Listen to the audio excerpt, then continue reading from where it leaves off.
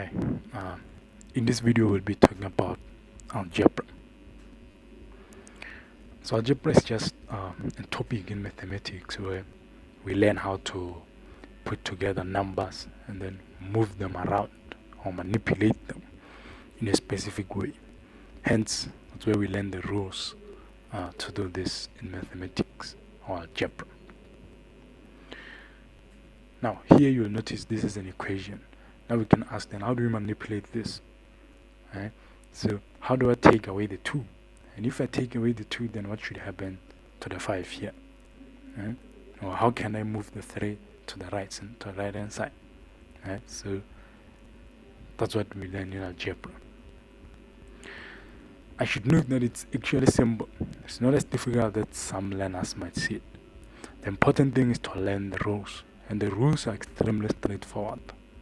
Now, once you learn algebra, then you would have formed the foundation for mathematics, pure mathematics, because algebra shows up almost everywhere else in maths.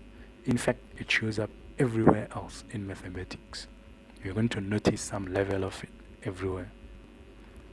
Now, in primary or secondary school, the type of algebra we do is known as elementary algebra, which is also important for high-level mathematics when you go to tertiary.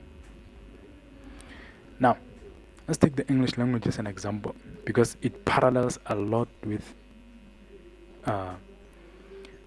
algebra. Now, in English, you need the alphabet. So the alphabet is the letters. Now, there's 2 flavors, the capital and the lowercase. Then we're also going to need punctuation marks. So this tells us what to do with sentences. For example, an exclamation mark means you are emphasizing a point. And then a comma simply means take a break and then continue. So they have meaning, these symbols. Then we're going to need grammar so that we can stick these letters and symbols together to form words, sentences, and paragraphs. And ultimately, this is how we propagate information. Be mindful. You learn to speak, and then you speak. You learn to write, and then you write. Similarly, in algebra, we're going to need numbers. So we have many types, as we will see in the following videos. Then we have letters. Well, we borrowed this from the English alphabet and the Greek alphabet to represent unknown numbers and other concepts like functions and variables. Then we have symbols. So symbols represent special operations and other notations like the equal sign. So an equal sign is just a sign that represents the word equals to. Right? So these are important in maths. Then we're going to need rules, which is like the grammar that tells us how to put together the numbers and then manipulate them in order to form mathematical sentences. To take an example, consider these symbols here. I put down a 5. Now, in this case, a 5 is, we call it a term.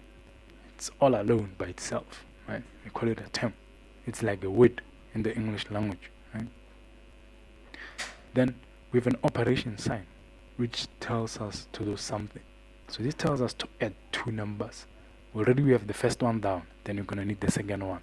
Put down a 2. Now what we have is an expression. The sentence, which we also call an expression. So it's saying, oh, add these 2 things together. That's what it's saying. It says add 5 and 2 together. 5 plus 2. We haven't talked about the answer yet.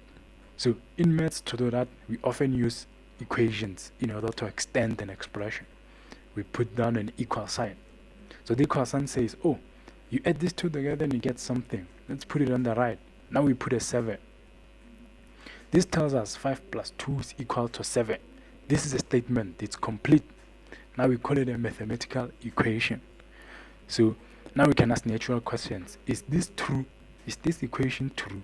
When you add 5 and 2 together, do you get a 7? Yes. In this case, it is.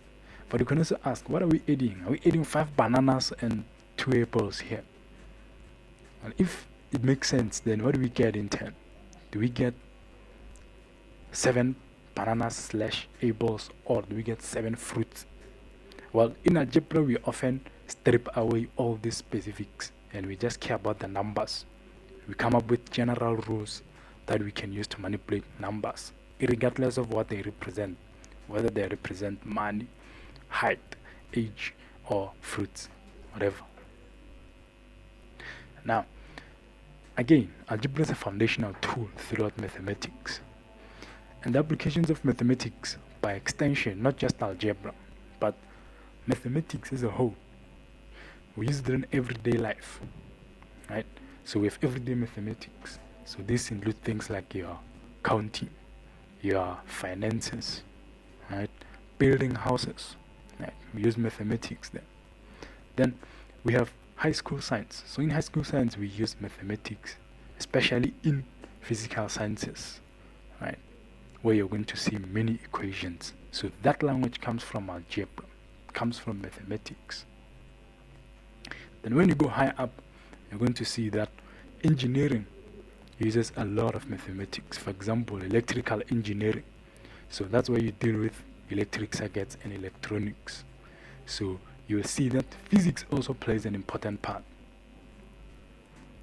Then you have computer science. So here we're like, okay, we're going to use math as a tool to solve real life problems, like sorting numbers. It might sound like a straightforward thing, but it uses a lot of maths. Then we have applied mathematics. So in applied maths, we come up with alternative solutions to problems that are difficult to solve with algebra. But again, mathematics and algebra, they still show up in applied mathematics as a primary tool that we use. Then we've applied sciences, things like your physics, your agricultural sciences, and your social sciences even. Then your finance, entertainment. Well, this is where a lot of maths is used, at least on the inceptions of the tools that we use, right? So many tools are designed using mathematics in entertainment. For example, computer games are just big mathematical objects that we play with, right? They're like big Cartesian planes, big algebraic equations, a bunch of them that we're playing with. Then a couple of takeaways here. We have algebra as a central topic, obviously. So that's why you learn algebra at the beginning of the year in your school, so that when you progress throughout the year, you can cruise nicely, right? Because you're still going to see a lot of algebra. You don't just do algebra and then leave it there, right? You're going to be applying it throughout other topics, things like your functions, statistics, geometry, and trig. So you're still using algebra in there. So it's important to get comfortable with algebra. Now, you should give yourself time to learn this, alright? So the time that they give you in school, use it wisely. Don't wait until the finals to start learning algebra. No. Right at the beginning of the year, you start and then you learn.